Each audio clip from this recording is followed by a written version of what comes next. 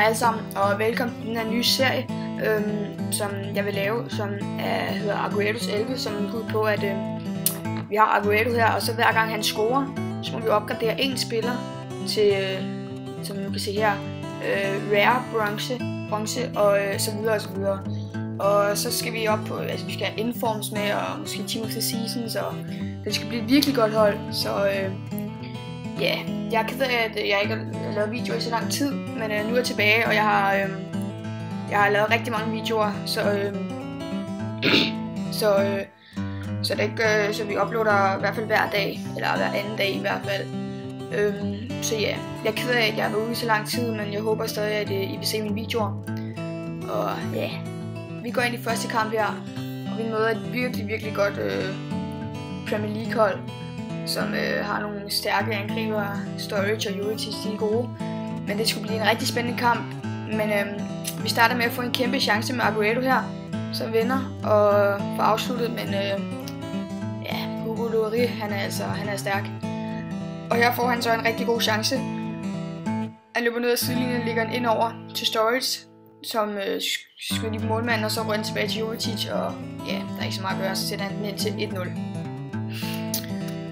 Og lidt efter en halvleg, så laver han et rigtig dårligt målspark, som ender på til Aguero, som ja, iskøligt sætter den ind til 1-1. Så det var en opgradering, så det var godt.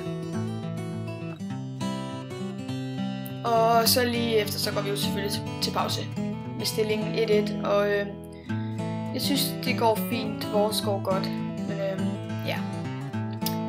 Her efter pausen, så kommer han alt for nemt igennem vores forsvar og kan tippe den op til Sturridge, som kan sætte den ind til 1-1, eller 2-1 hedder det.